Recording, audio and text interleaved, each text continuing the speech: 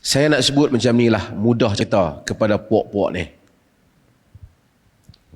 yang menimbulkan, yang menghina Islam secara terbuka dan menimbulkan provokasi secara jelas yang boleh menimbulkan ketidaktentraman dan tindakan-tindakan yang mungkin berlaku di luar daripada kawalan sesiapa pun.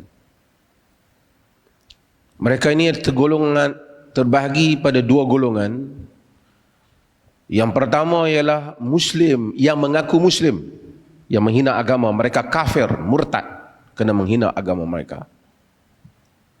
Yang kedua ialah orang-orang yang memang asalnya bukan Muslim dalam negara ini, yang mengambil ruang ataupun kesempatan atau melakukan hal yang sama untuk menghina Islam secara terbuka.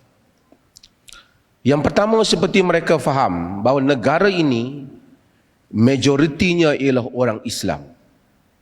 Orang Islam yang menghormati agama mereka dan mempercayai perkara-perkara yang sacred dan agama Allah, Rasul ialah perkara-perkara suci yang tidak disentuh oleh orang Islam dengan penghinaan dan sangat sensitif. Orang putih kata, when you in Rome, do as Romans do. Bila kamu duduk di Rome, buat macam mana orang Rome buat. Dan mereka juga kata, the law of the land is the law. Peraturan yang menjadi pegangan di suatu tanah ialah peraturan yang terpakai.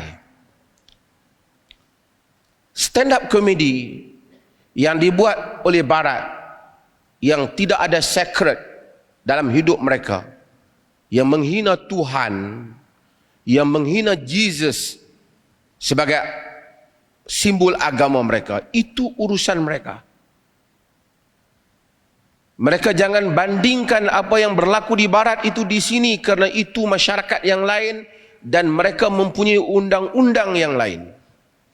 Dan orang Islam yang duduk di sana pun mengetahui keadaan itu, kerana kita bukan tuan punya yang berkuasa di atas tanah mereka. Tapi tanah ini ialah tanah yang dikuasai, dimiliki oleh orang Islam dengan kedaulatan dan penghormatan dan sensitiviti umat Islam. Orang Islam, dia tidak menghina agama lain dalam kerangka provokasi untuk menimbulkan kebencian. Dia tak buat. Qul li'ibadi yaqulu allati hiya ahsan. Inna syaitana yanzaghu bainahum. Inna syaitana kana aduwan mubina. Kana lil insani aduwan mubina. Katakanlah kepada hamba-hambaku supaya bercakap dengan bahasa yang elok. Kerana syaitan menimbulkan permusuhan di kalangan kamu. Orang Islam mengkritik tapi tidak mencerca. Kalau ada yang mencerca, yang memperolokkan, buat bahan lawak kepada bahan perkara-perkara seperti Arab, yang mana semua orang yang normal tahu ia adalah suatu undang-undang yang baik di mana memelihara manusia daripada kerosakan. Orang Islam mungkin tinggi suaranya. Di dalam hadis yang diriwayatkan oleh Imam Muslim, kana Nabi sallallahu alaihi wasallam idza khatab ihmarrat 'ainahu wa 'ala sawtuhu washtaddat ghadabuhu ka'annahu munziru jaish. Nabi itu apabila khutbah, merah matanya, tinggi suaranya, dahsyat kemarahannya, seperti mana dia seakan-akan memberikan arahan pada tentera. Tetapi perkataan orang Islam terpilih. Orang Islam tidak maki. Jika salah, kita bagi tahu apa yang salah. Tapi kamu buat majlis bukan sekali, berulang-ulang, untuk menimbulkan permusuhan dengan orang Islam. Allah Subhanahu wa taala menyebut, mengingatkan kita orang Islam. Ya ayyuhallazina amanu la tattakhidhu bitanatan min dunikum la ya'lunakum khabala waddu ma 'anittum qad badatil baghdha min afwahihim wa ma tukhfi suduruhum akbar. Wahai orang-orang yang beriman, jangan kamu ambil teman rapat, penasihat di kalangan orang selain daripada kamu, yang mereka itu tidak henti-henti merencana untuk menentang kamu, dan mereka suka kamu ditimpa dengan kesusahan. Telah zahirlah pemusuhan daripada mulut mereka, dan apa yang tersimpan di dalam dada mereka jauh lebih besar. Kaum ini menimbulkan permusuhan dengan orang Islam. Orang Islam dalam masyarakat yang paling harmoni, hidup dalam negara Malaysia, Muslim, masyarakat Muslim. Saya ulangi hal ini berulang kali. Orang bukan Islam lebih kaya daripada orang Islam dalam negara ini pun tidak menjadi masalah. Orang Islam pergi membeli di kedai orang bukan Islam, tidak timbul masalah. Bahkan satu orang bukan Islam boleh hidup di tengah kampung orang Islam dan menjadi kaya berniaga dalamnya.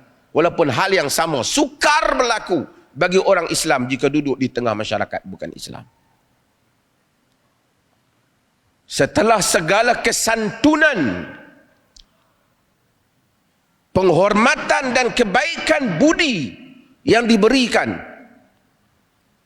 tetapi kamu adalah kaum yang tidak tahu mengenang budi.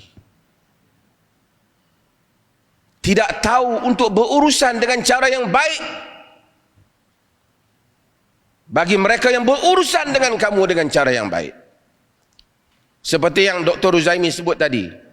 Ketika Dr. Zakir Naik datang, berada nak berucap, belum pun menghina mana agama, hanya menyebut perbandingan.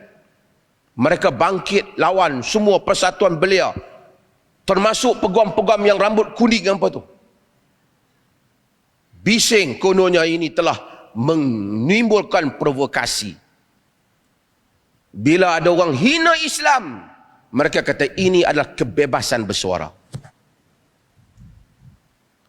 Puak ini tidak ingin mencari perdamaian di dalam negara ini. Saya tidak menyebut apa hukumannya, tetapi saya mengingatkan mereka, perbuatan mereka bukan soal kebebasan. Seperti mana Ustaz Salman sebut, rights and limits. Hak mempunyai limitnya, hadnya. Jika dia exercise hak dia sehingga menyebabkan berlaku kegoncangan masyarakat, maka orang yang merasakan itu hak dia patut dihalang dan diambil tindakan. Nabi paling santun. Apabila Yahudi datang kepada Nabi, dalam hadis yang diriwayatkan oleh Imam Bukhari yang semua kita tahu, Assalamu alayka ya Rasulullah. Dia nak berhelah-helah maut kepadamu wahai Rasulullah. Dengar macam assalam. Aisyah kata, assalamu wa la'nah alaikum. Maut dan laknat pada kamu. Nabi kata, mahlan ya Aisyah, innallaha yuhibbur rifqa fil amri kullihi. Nanti dulu Aisyah, Allah suka kelunakan dalam semua perkara. Kata Aisyah, ya Rasulullah, walam tasma' ma qalu, engkau tidak mendengar apa yang dia kata? Nabi kata, na'am, qad ajabtu alaikum. Aku telah jawab ke atas kamu. Kerana dia lebih bersifat sedikit, dia datang dengan Nabi. Tetapi apabila Ka'ab bin Ashraf sebagai kepala melancarkan kata-kata dan syair-syair yang menghina Nabi sallallahu alaihi wasallam, yang bertujuan menggugat kestabilan masyarakat Madinah itu, mencabar kedaulatan undang-undang, treason, pengkhianatan kepada negara. Nabi kata, manli li Ka'ab Ibnul Ashraf. Siapa yang boleh bertindak pada Ka'ab bin Ashraf? Ketika itu Muhammad bin Maslamah menawarkan dirinya bertindak pada Ka'ab dengan dibunuh Ka'ab bin Ashraf. Kerana ia mencabar kedaulatan dan kestabilan. Sekali lagi saya ingatkan mereka, perbuatan mencabar kestabilan dan perkara-perkara yang dihormati dalam masyarakat Islam, sacred, yang tidak mengundang apa-apa faedah pada kamu. Kamu boleh ada banyak benda, kamu boleh buat gurau senda dalam negara ini. Tapi gurau senda yang kamu buat itu hanya kerana kebencian yang ada dalam hati kamu, permusuhan kamu dengan masyarakat Islam. Apa yang kamu buat itu boleh mengundang tindakan yang jauh lebih bahaya kehadap diri kamu di dalam masyarakat Muslim. Kita beri amaran kepada mereka supaya jangan hal ini merebak dan berlaku. Kebiadaban yang terbabas akan mengundang keburukan yang tidak ada kesudahannya. Orang barat boleh bergaduh kerana bola sepak bertumbuk di padang. Kamu jangan kata orang Islam tak ada otak, tak ada kebebasan. Kamu bergaduh kerana bola sepak. Sebahagian yang anak muda tengok, pergi di UK, di US, di Europe, berapa banyak main bola sepak bergaduh. Kami orang Islam tak bergaduh mungkin sangat pasal bola sepak, tapi kami akan bergaduh jika Allah dan Rasulnya dihina. Ia adalah sacred dalam hidup kami. Ia adalah kemuliaan yang tidak disentuh. Kamu hina secara diam-diam, kamu dengan family kamu nak kutuk agama Islam, itu kamu dengan family kamu. Kamu iklannya terbuka, kamu cabarnya terbuka, ia disambut secara terbuka. Hati-hati dengan apa yang kamu lakukan. Wallahu ta'ala a'lam.